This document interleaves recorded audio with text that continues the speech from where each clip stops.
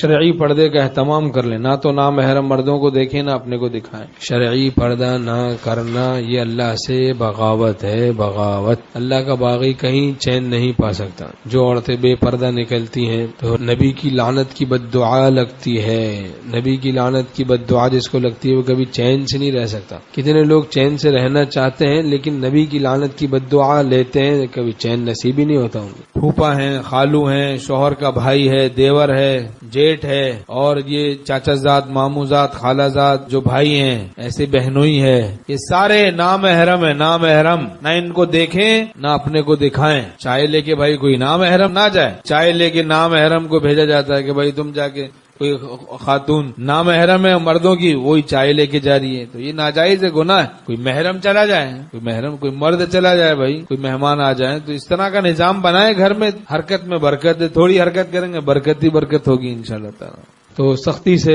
شرعی پردے کا اہتمام ہو۔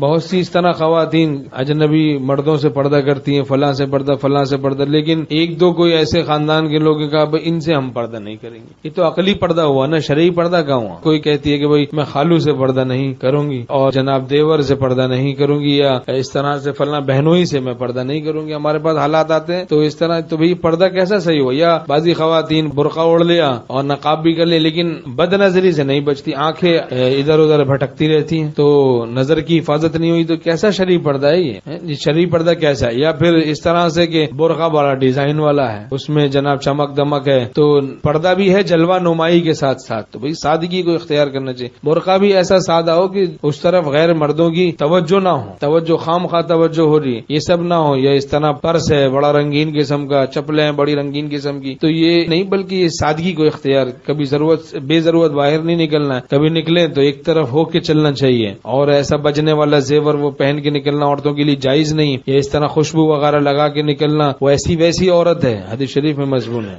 تو ان سب باتوں سے بچنا ہے، تو پردہ ہو صحیح طریقے سے، شرعی پردہ ہو، عقلی پردہ نہ ہو۔ آج کل نئے نئے طریقے سے شرعی پردہ ہے۔ ایک شریف پردہ پتہ چلا کہ بھائی ایک صاحب نے بتا میری گھر والی شریف پردہ کرتی ہے، اچھا بھائی شریف پردہ کرتی ہے ماشاءاللہ سے، لیکن یہ کہ وہ موبائل پر جو فنی ویڈیوز آتی ہیں مردوں کی ان کو دیکھ لیتی ہے، کوئی جناب بیان آتا ہے کسی مولوی صاحب کا، کسی جناب ناک خواہ کا کوئی کلپ آتا ہے تو اس کو دیکھ لیتی ہے، عجیب سا شریف پردہ ہے بھائی، کیسا شریف پردہ ہے؟ سمجھ میں نہیں ہے۔ شریف پردہ تو عینن قلبن قالبن، آنکھ سے نامحرموں کو مت دیکھو، جسم کے اعتبار سے بھی دور رہو، دل کے اعتبار سے بھی دور رہو، پھر ہوگا نا شریف پردہ۔ یہ کیا پردہ، کیسا پردہ ہے کہ وہ نقاب کر لیا اور جناب سب نامحرم مردوں کو دیکھتے رہو؟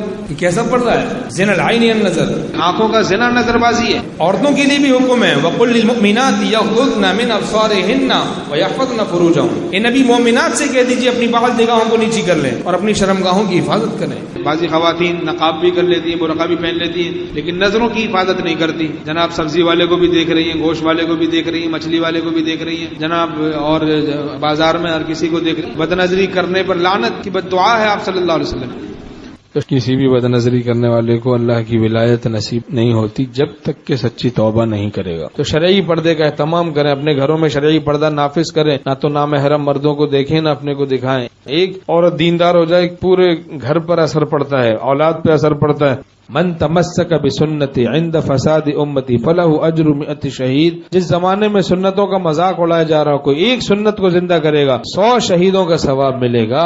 پردے کا مذاق اڑایا جا رہا ہے، شرعی پردے کا اہتمام کریں، اپنے گھروں میں شرعی پردہ نافذ کریں۔ تو شرعی پردے کا اہتمام اور شوہروں کی خدمت، جائز امور میں شوہر کی اتباع، جائز کاموں میں بیوی کے ذمہ واجب بہشتی زیور، حصہ نمبر 5 میں میاں سے نباہ کا طریقہ لکھا ہے، اس کے مطابق عمل کریں تو انشاءاللہ تعالی گھر جنت بن جائے۔ اور اولاد کی پرورش کا طریقہ لکھا ہے، اس کے بعد اس کے مطابق چلیں، اولاد بھی ولی اللہ بن جائیں۔ تو اپنی عقل سے نہیں، شریعت کے طریقوں کے بتائے ہوئے طریقوں کے مطابق سب کام کریں، اولاد کی پرورش کریں، رہن سہن، معاشرت، یہ ساری چیزیں ہماری شریعت کے مطابق ہوں، پھر برکت ہی برکت ہوگی۔ اور نظر کی حفاظت، خواتین بھی نظروں کی حفاظت کا اہتمام کریں۔ وقل للمؤمنات یغضضن من ابصارهن ويحفظن فروجهن، نامحرم مردوں سے اپنی نظروں کو بچائیں، نگاہوں کو بچائیں، اور دل کی بھی حفاظت کر لیں، دل میں گندے خیالات نہ لائیں، ایسے غصے کے تقاضوں کو دبا دیں۔ حدیث شریف میں جو شخص نرمی سے محروم رہا ساری بھلائیوں سے محروم رہا۔